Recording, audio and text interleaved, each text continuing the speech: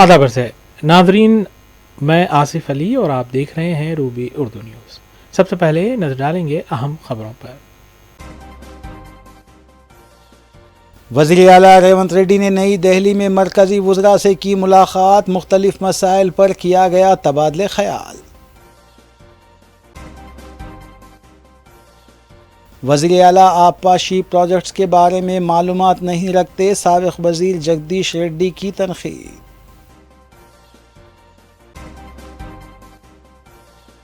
गांजे के चॉकलेट्स फरोख्त करने वाला शख्स गिरफ्तार, विकाराबाद ज़िले में बावसूख इत्तला पर पुलिस की कार्रवाई।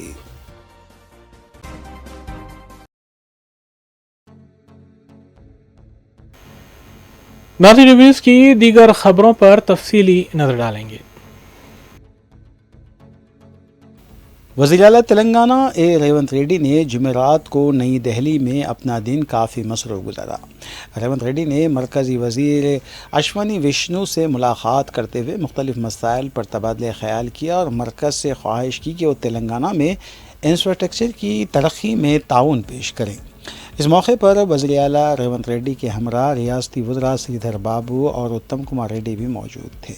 वाज़ेह रहे कि एक दिन कबल ही वज़ीर आला रेवंत रेड्डी ने आंध्र प्रदेश के वज़ीर आला चंद्रबाबू नायडू से मुलाकात के दौरान दोनों रियासतों के माबैन पाए जाने वाले आबी मसाइल पर कामयाब बातचीत की थी।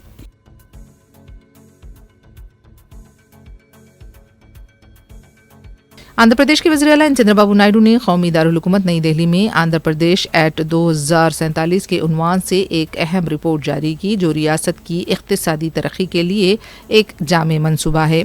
ये रिपोर्ट माशी तरक्की के लिए बनाई गई आला सतही टास्क फोर्स ने इंडियन इंडस्ट्री कन्फेडरेशन के इश्तिराक से तैयार की है, जिसमें 2047 तक आंध्र प्रदेश को हिंदुस्तान की सरफ़हरिस्त रियासत बनाने का इनक़लाबी विजन पेश किया गया है। चंद्रबाबू नायडू ने अपने साबिक़ा मंसूबे विजन 2020 का हवाला देते हुए कहा कि आंध्र प्रदेश ने उस वक्त तय करदा अहदाफ कामयाबी से हासिल किए और अब रियासत मज़ीद बुलंद और जामे अहदाफ मुकर्रर कर रही है।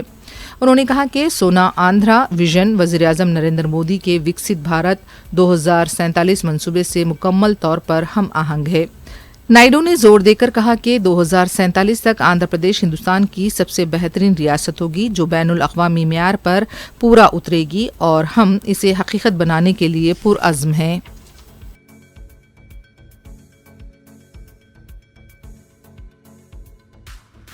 सदर मजलिस बैरिस्टर असदुद्दीन ओवैसी ने बिहार में जारी SIR के नुकसानात से अवाम को वाकिफ करवाया। सदर मजलिस ने मुल्की मुस्लिम अक़लियत और दलितों से अपील की है कि उन्हें अपने तमाम दरकार दस्तावेज़ात को महफूज रखना होगा। उन्होंने कहा कि अगर आपका नाम वोटर लिस्ट से खारिज कर दिया गया तो इसकी सबसे ज़्यादा खुशी वज़ीर आज़म नरेंद्र मोदी को होगी।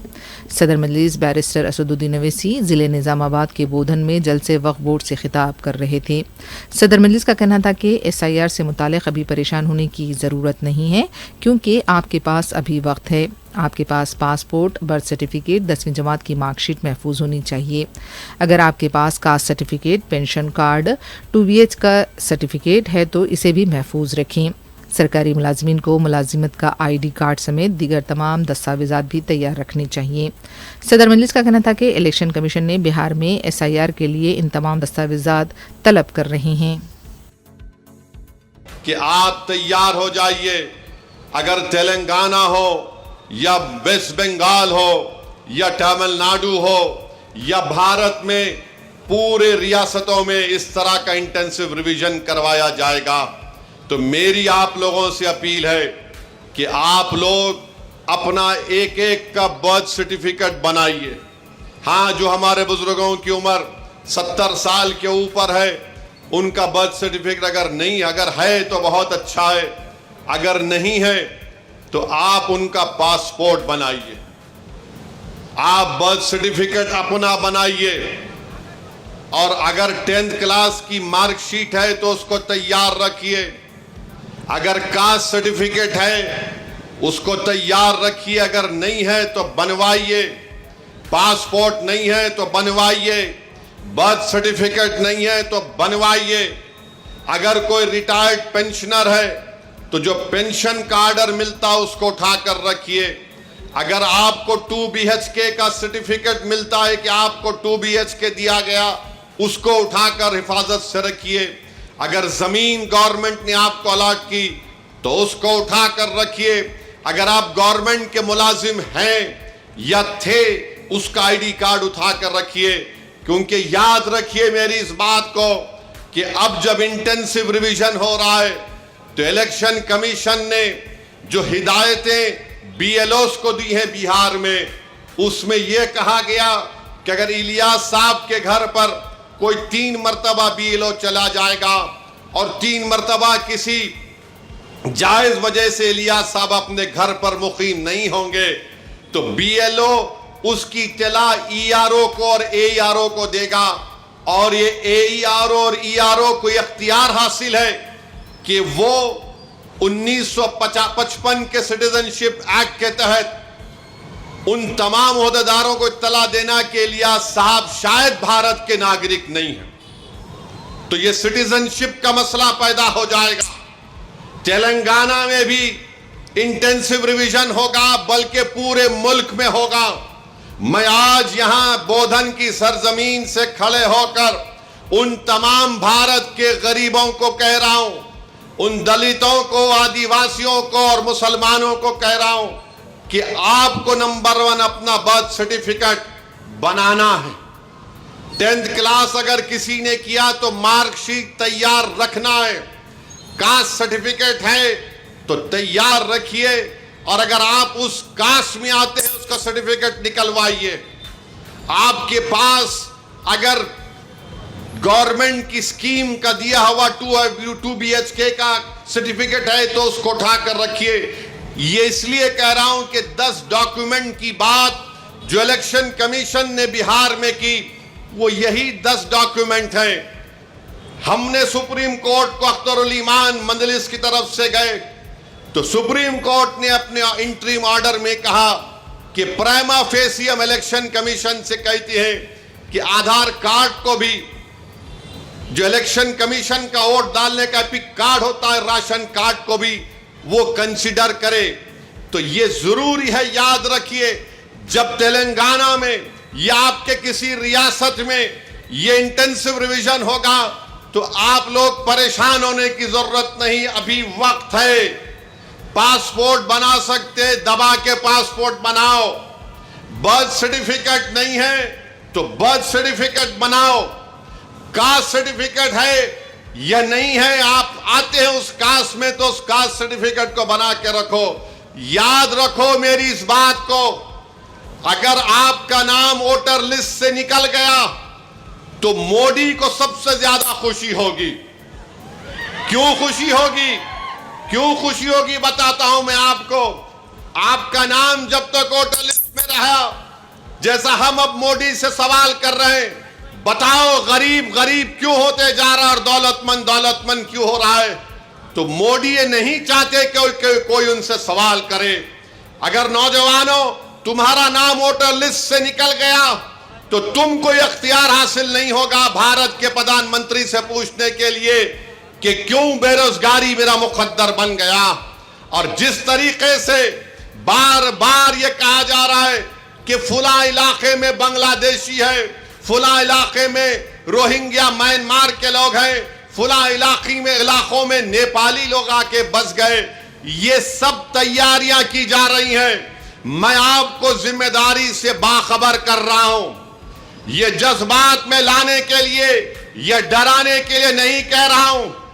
ऑन रिकॉर्ड कह दिया गया कि पूरे भारत में इंटेंसिव रिवीजन होगा।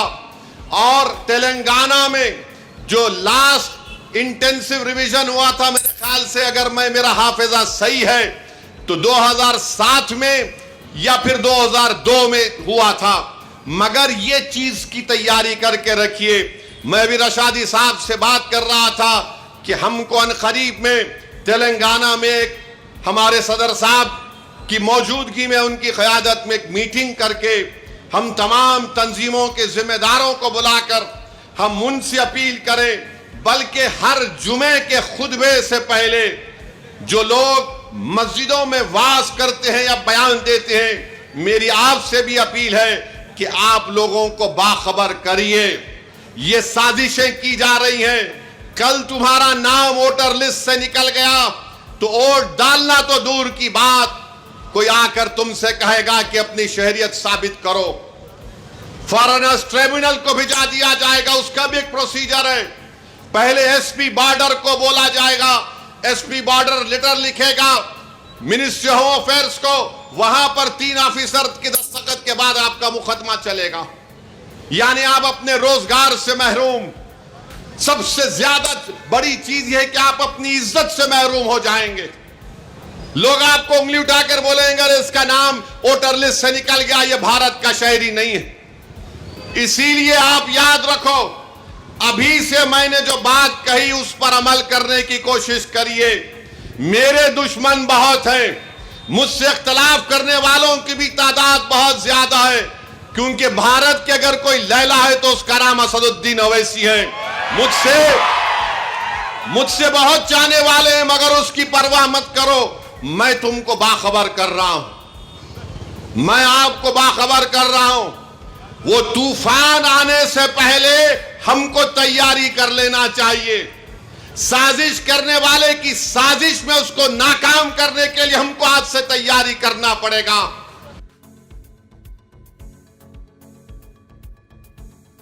सदर तेलंगाना जागृति रुकन खानसास कौंसल के कविता ने उनकी रहायशगाह पर मुनक़िदा प्रेस कॉन्फ्रेंस से खिताब करते हुए रियासत के वज़ीर आला रेवंत रेड्डी से मुतालबा किया कि वो दिल्ली में पार्लियामेंट इजलास के आगाज़ के मौके पर तमाम जमातों पर मुश्तमिल एक वफ़द की क़यादत करें ताकि पंगाचल्ला प्रोजेक्ट के हवाले से मरकज़ पर दबाव डाला जा सके और तेलंगाना के मफादात के तहफ़्फ़ुज़ को यकीनी बनाया जा सके। कविता ने यह संगीन इल्ज़ाम आयद किया कि वज़ीर आला रेवंत रेड्डी और आंध्र प्रदेश के वज़ीर आला चंद्रबाबू नायडू ने पहले से ही 85,000 करोड़ रुपये मालियत के पंगाचल्ला प्रोजेक्ट को मेगा इंजीनियरिंग कंपनी को देने के साजिश तैयार कर ली है ताकि दोनों जानिब से कमीशन हासिल किया जा सके। ఏవేవైతే పెండింగ్ తెలంగాణ అంశాలు ఉన్నాయో వాటన్నిటి మీద సమావేశం జరుగుతుందని చెప్పి మన రాష్ట్రం వాళ్ళు చెప్పడం జరిగింది. కానీ బనకచర్ల మీద కూడా సమావేశం ఉంటుందని అవతల రాష్ట్రం వాళ్ళు చెప్పడం జరిగింది. ఆ టైంలో మన సీఎంఓ నుంచి మన తెలంగాణ ముఖ్యమంత్రి రేవంత్ రెడ్డి గారి ఆఫీస్ నుండి బాగా మేకపోతు గాంభీర్యాన్ని ప్రదర్శిస్తూ బనకచర్ల ఇష్యూ చర్చకు వస్తే మేము పోనే పోమని చెప్పి లీక్లు ఇవ్వడం జరిగింది ముందు రోజు. కానీ తీరా తెల్లారి చూస్తే ఏమైందో ఏమో మరి చాలా సంబరంగా ఉత్తమ్ కుమార్ రెడ్డి గారు రేవంత్ రెడ్డి గారు ఇద్దరు కూడా పోయి మరి చంద్రబాబు నాయుడు గారిని ఎదుర్కొని సన్మానం చేసి ఆ ఫోటోలు వీడియోలు చూస్తుంటే అయితే పండగ వాతావరణం కనబడ్డది. మరి అన్నీ చేసి కూర్చున్నారు. సరే మీటింగ్ పోయినరు. మీటింగ్ పోయినాక నేను మీ అందరికీ తెలిసి ఎప్పుడు కూడా సమాచారం లేకుండా మాట్లాడను, నిర్దిష్టమైనటువంటి ఆధారాలు లేకుండా మాట్లాడను. వీళ్ళు మీటింగ్కి పోయినరు, జలశక్తి మీటింగ్కి. మొట్టమొదటి అంశమే ఎజెండాలో బనకచర్ల జరిగింది. అక్కడ మొట్టమొదటి అంశం బనకచర్ల ఉంటే కూడా కనీసం పౌరుషం లేకుండా, సిగ్గు లేకుండా ముఖ్యమంత్రి గారు, మన ఇరిగేషన్ శాఖ మంత్రి గారు మీటింగ్ మొత్తం కూడా కూర్చొని అప్పనంగా గోదావరి జలాలని గిఫ్ట్ లెక్క చంద్రబాబు నాయుడు గారి చేతిలో పెట్టి రిటర్న్ రావడం జరిగింది. ఎంత దారుణం అంటే ఇది. ఈ బనకచర్ల ప్రాజెక్టు కనుక జరిగితే గోదావరి జలాలలో తెలంగాణ యొక్క హక్కులు శాశ్వతంగా హరించిపోతాయి.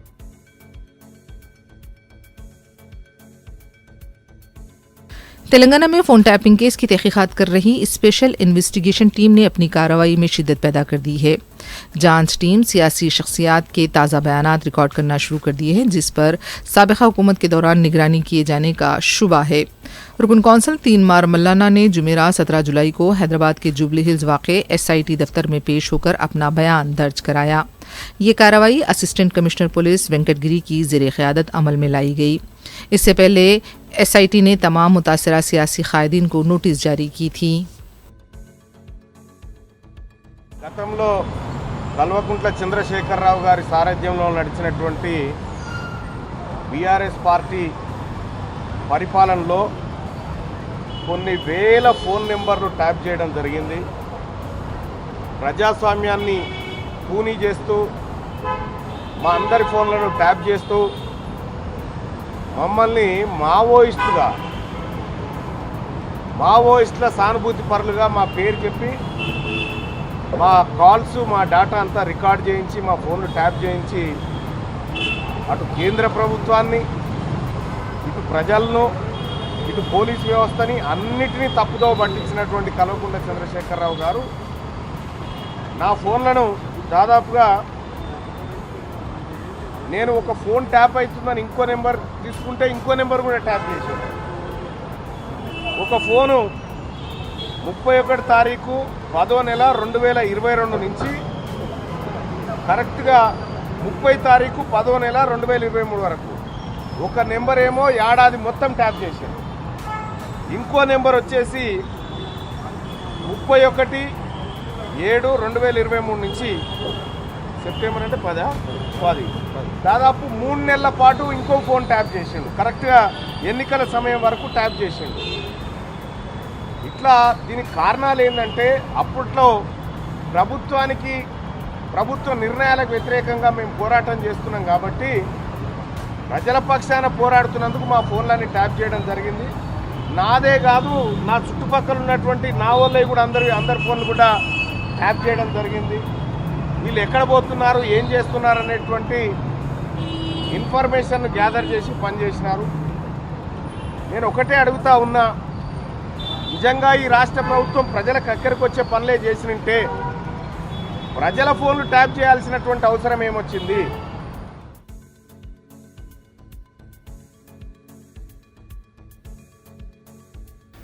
तेलंगाना के साबिक वजीर जगदीश रेड्डी ने जोर देकर कहा है कि अगर कालेश्वरम प्रोजेक्ट की जिम्मेदारी दोबारा साबिक वज़ीर आला केसीआर को सौंपी जाए तो महज 3 दिन में हर एकड़ ज़राई अराजी को पानी फराहम करके दिखा सकते हैं। ज़िले सूरियापेट में मुनक़िदा एक प्रोग्राम में उन्होंने कालेश्वरम प्रोजेक्ट के मौजू पर पावर पॉइंट प्रेजेंटेशन दिया।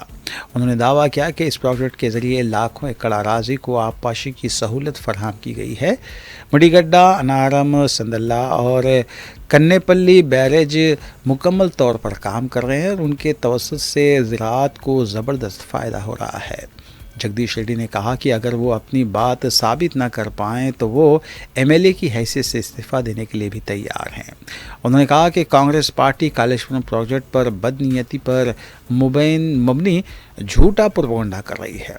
उन्होंने ऐलान किया कि कालेश्वरम और गोदावरी के आबी मसाइल के तहफ़्फ़ुज़ के लिए वो एक तहरीक की शुरुआत करेंगे ताकि आवाम को सच्चाई से आगाह किया जा सके।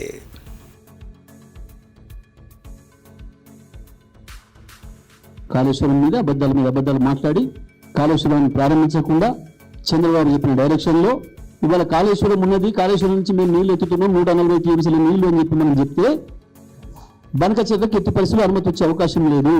అది మేము చెప్పడం కాదు, ప్రభుత్వం అధికారికంగా చెప్పి కొట్లాడాలి అపెక్స్ కౌన్సిల్లో. కానీ బనకచెర్లు లేని అక్కడ కాళేశ్వరం లేనే లేదు, మేము అక్కడ నీళ్ళు ఎత్తుతలేము అంటే ఇలా ఇంకో 140 టీఎంసీల నీళ్లు మీకున్నాయి కాబట్టి ఇది నాకు ఇవ్వండి అని చెప్పి మోడీ ప్రాంతం చంద్రబాబు చేతులు ఉంది కాబట్టి ఒప్పించి తీసుకుపోయే కుట్ర కాళేశ్వరాన్ని బండబెడుతుంది. అందుకే ఆనాడు కొద్ది రోజులు రాజకీయాల కొరకు చేసింది, అది కాస్త ఇవ్వాలని మెడకు చుట్టుకుంది. స్పష్టంగా ఉంది, మీరు అందరూ చూసారు. కన్నెపల్లి పంప్ హౌస్ వద్ద ఇప్పుడు నీళ్ళు ఇట్లా లేపితే బటన్ నొక్కితే రావడానికి సిద్ధంగా ఉన్నాయి. అన్నారం మంచిగానే ఉంది, సుందీల మంచిగానే ఉంది, వ్యవస్థ మొత్తం ఇంటాక్ట్ ఉంది, బ్రహ్మాండంగా ఉంది. ఉన్నా ఎత్తుతలేరు. మేడిగడ్డ బ్యారేజీ సంబంధం లేకుండానే కాళేశ్వరం నీళ్లు వచ్చే అవకాశం ఉంది, ప్రాణహిత నీళ్ళని తెచ్చుకునే అవకాశం ఉంది. కేవలం బనకచెర్ల కొరకు చంద్రబాబు బనకచెర్ల అనుమతులు కేంద్రం నుంచి తీసుకొచ్చుకునేంత వరకు దీని జోలికి రారు, దీన్ని ముట్టుకోరు, దీన్ని రిపేర్ చేయరు, దీని ఆన్ చేయరు. ఇది ఆ ఇవాళ జరిగింది, దాంతో శ్రీకారం చుట్టారు ఆ దుర్మార్గానికి. నేను వేరే పదాలు ఉపయోగించడం లేదు, నేను ఆవేశపడటం లేదు. వస్తుంది ఆవేశం. నువ్వు చేసిన ద్రోహం చేసిన తర్వాత అది అర్థమైన తెలంగాణవాది ఏ ఒక్క తెలంగాణవాదికి కూడా రక్తం మరకుండా ఉండదు. ఇంత ద్రోహమా, ఇంత మోసమా? రాజకీయ పదవుల కొరకు కోట్ల మంది ప్రజల్ని బలిపెట్టేంత సాహసం చేస్తారా? తెలంగాణ చరిత్రలో ఒక ద్రోహి ముఖ్యమంత్రి రావడం అనేది మాకు కూడా సిగ్గుచేటు. వచ్చిన రెండో ముఖ్యమంత్రి ఇంత అధ్వానంగా చూసాం. అప్పుడు వెనకటి కాలంలో కూడా దేశ ద్రోహులను ఒక రాజ్యంలో ఉండి ఇంకో రాజుకు పండించిన స్వతంత్ర పోరాటంలో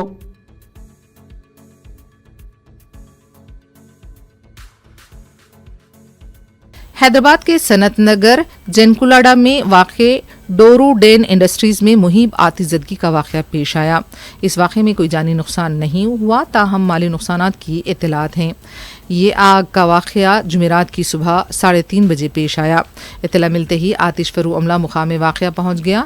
ये आग फैक्ट्री के पैकिंग गोदाम में लगी, जहां प्लास्टिक की प्लेटें और डीज सेट रखे हुए थे। आग लगने की वजूहात का इल्म नहीं हो सका। फायर एहलकार का कहना है कि फैक्ट्री के गोदाम में जखीरा शुदा सामान के बायस आग ने शिद्दत इख्तियार की थी।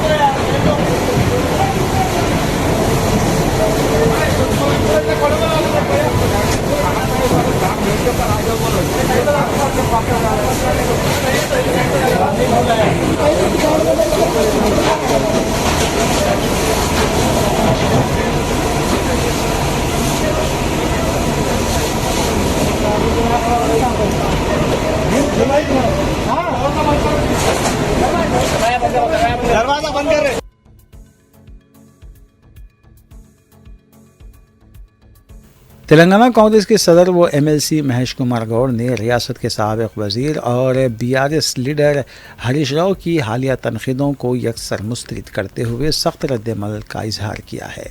उन्होंने कहा कि दिल्ली में आबी मनसूबों पर हालिया इजलास में वज़ीर आला रेवंत रेड्डी और आंध्रा और तेलंगाना रियासतों के वज़राए आबपाशी ने जो गुफ्तगू की उसे खुद मरकज़ी वज़ीर CR पाटिल वाज़ेह तौर पर बयान कर चुके हैं। इसके बावजूद हरीश राव गैर जिम्मेदाराना बयान देकर तेलंगाना की आवाम को गुमराह करने की कोशिश कर रहे हैं। महेश गौड़ ने हरीश राव पर इल्ज़ाम आयद किया कि वो महज अपनी सियासी मौजूदगी का एहसास दिलाने के लिए वज़ीर आला की हर बात पर बिला वजह रद्दमल ज़ाहिर करते हैं, जबकि रियासत के मफादात उनके लिए कोई मायने नहीं रखते।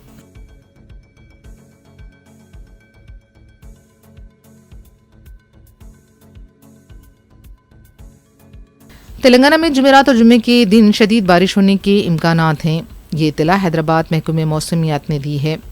जुमेरात को नलगुंडा, सूर्यापेट, नागर कर्नूल, वनपर्ती अजला में शदीद बारिश का इम्कान ज़ाहिर किया गया है, जबकि जुमे के दिन महबूबाबाद, वरंगल, हनमकुंडा, जनगांव और सिद्दीपेट अजला में मूसलाधार बारिश की पेश क़यासी की गई है। महकमे मौसमियात ने कई अजला के लिए येलो अलर्ट जारी किया है। दिगर अजला में हल्की से दरमियानी बारिश होने का इम्कान ज़ाहिर किया गया है।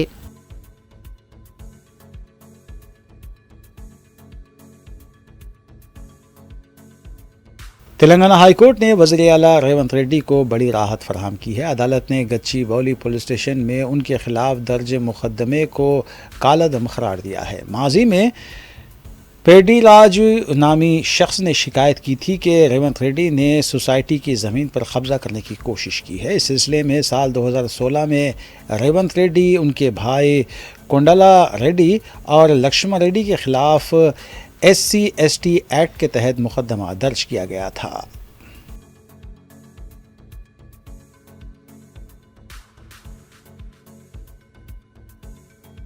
हैदराबाद क्रिकेट एसोसिएशन में हुई मुबैना धांधलियों के सिलसिले में CID ने 5 मुलजिमीन को चिरलापल्ली सेंट्रल जेल से अपनी तहवील में लिया है।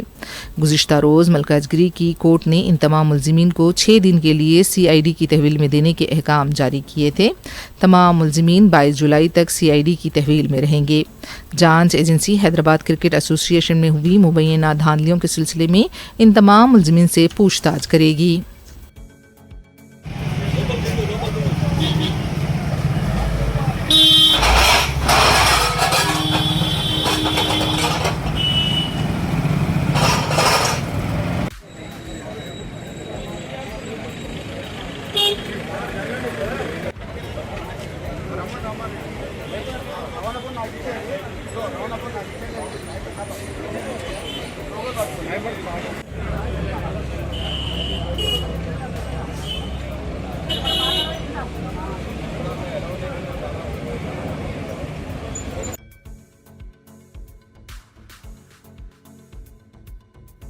राजेंद्र नगर रिंग रोड पर वाक़ डेयरी फार्म चौराहे पर टमाटर से लदी लॉरी उलट गई। ऐनी शाहिदीन के मुताबिक तेज़ रफ्तारी के दौरान लॉरी बेकाबू हो गई और उलट गई, जिसके बाद इस सड़क पर ट्रैफिक जाम हो गया। इतना मिलते ही ट्रैफिक पुलिस मुकाम हादसे पर पहुंची और ट्रैफिक के बहाव को यकीनी बनाया गया। मुतल्लिका पुलिस ने सिलसिले में केस भी दर्ज किया है।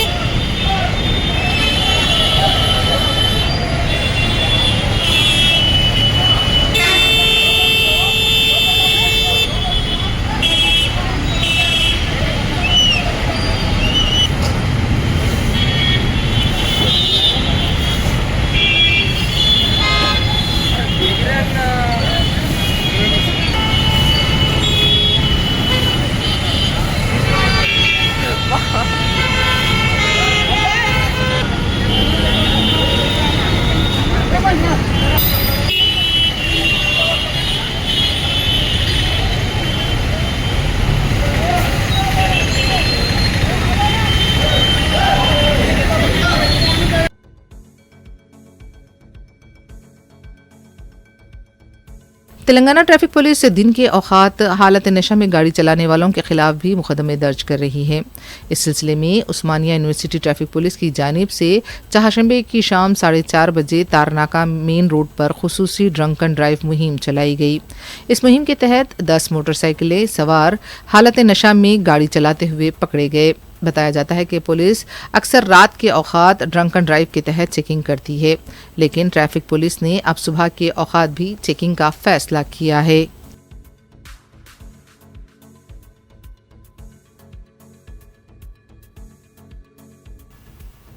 ज़िले विकाराबाद में पुलिस ने बावसूख इत्तला पर कार्रवाई करते हुए बच्चों की मिठाइयाँ फ़रोख्त करने वाले एक शख्स को हिरासत में लिया। उसके कब्ज़े से गांजे के चॉकलेट्स बरामद किए। हिरासत में लिया गया शख्स उत्तर प्रदेश का मुतवत्तिन बताया गया है, जबकि पुलिस इस शख्स की तफ्तीश कर रही है कि उसने गांजे के चॉकलेट्स कहां से मुंतकिल किए थे।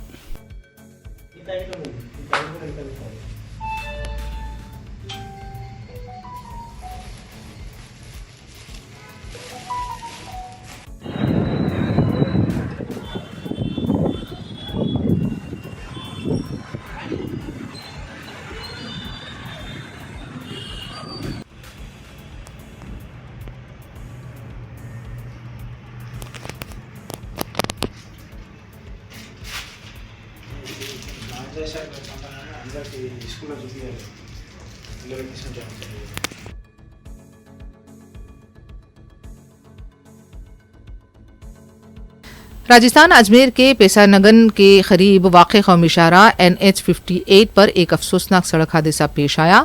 5 नौजवानों को ले जाने वाली वैगन आर कार को एक नामालूम गाड़ी ने टक्कर दे दी, जिसके नतीजे में 4 अफराद मौके पर ही हलाक हो गए। तमाम मुतासिरीन का ताल्लुक चौसला गांव से था। एक नौजवान शदीद जख्मी हुआ है, जिसका मुकामी हॉस्पिटल में इलाज जारी है। पुलिस ने नामालूम ड्राइवर के खिलाफ मुकदमा दर्ज करके तहकीकात शुरू कर दी हैं।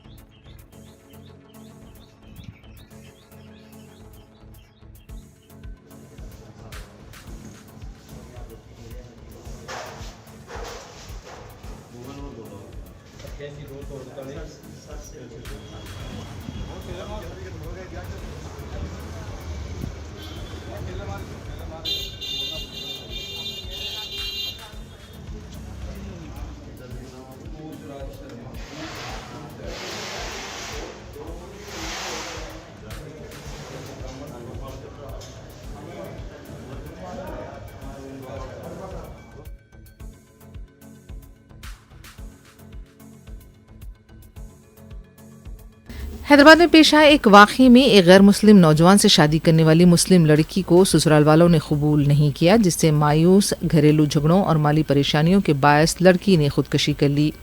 वाक़या अंबरपेट पुलिस स्टेशन के हुदूद में वाक़ लक्ष्मी नगर में पेश आया। पुलिस का कहना है कि उत्तर प्रदेश से ताल्लुक़ रखने वाली महलूक खातून 29 साला आसिया खान गुज़िश्ता 3 वर्षों से हैदराबाद में कैटरिंग का काम कर रही थी। इसने राजस्थान से ताल्लुक़ रखने वाले 21 साला पवन कमावत से बैनुल मज़हब शादी कर ली। ताहम शादी के बाद पवन के घर वालों ने इस रिश्ते को कबूल नहीं किया। 10 जुलाई को आसिया और पवन अपने घर वालों से मिलने गए, जहां शदीद झगड़ा हुआ। आसिया वापस अपने किराए के मकान आ गई, जब पवन वहीं रुक गया। पुलिस का कहना है कि मंगल की दोपहर मकान के मालिक ने पवन को फ़ोन करके किराया अदा करने की याद दहानी कराई, जिस पर पवन ने वादा किया कि वो आकर मकान खाली कर देगा। जब वो शाम को आसिया के घर पहुंचा तो वो मर चुकी थी। आसिया ने खुदकशी कर ली थी। इस वाक़े के बाद पवन ने भी खुदकशी कर ली। मुकामी अफराद की इत्तला पर पुलिस मुकाम वाक़या पहुंची। लाश को तहवील में लेकर पोस्टमार्टम के लिए भेज दिया गया और केस दर्ज करके तहक़ीक़ात शुरू कर दी गई हैं।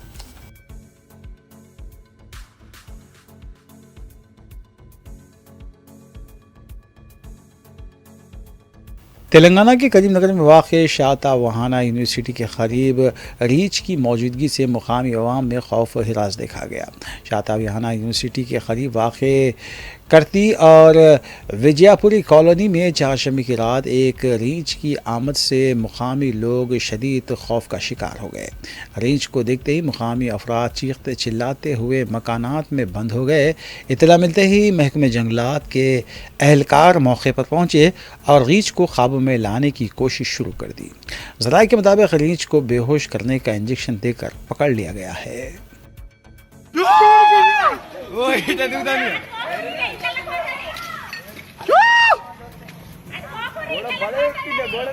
బ్రో బ్రో అటు పోకూరు బ్రో బ్రో బ్రో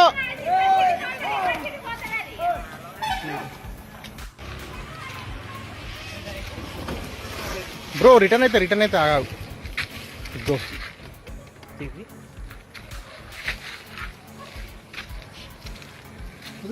ఏ కూర్చుంటా రిటర్న్ అయితే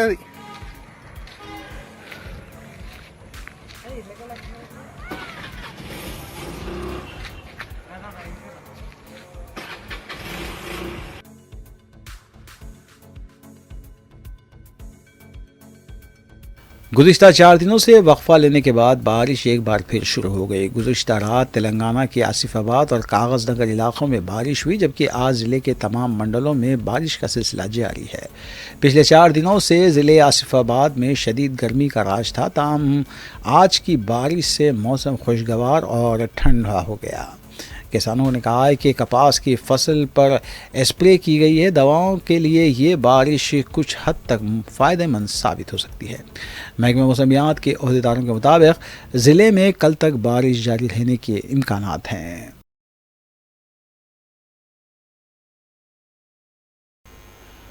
आखिर में देखते हैं सुर्खियां एक बार फिर। वज़ीर आला रेवंत रेड्डी ने नई दिल्ली में मरकज़ी वज़रा से की मुलाकात, मुख्तलिफ मसाइल पर किया गया तबादले ख्याल।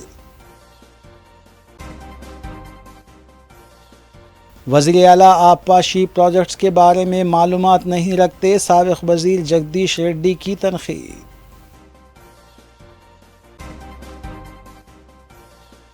गांजे के चॉकलेट्स फरोख्त करने वाला शख्स गिरफ्तार। विकाराबाद ज़िले में बावसूख इत्तला पर पुलिस की कार्रवाई।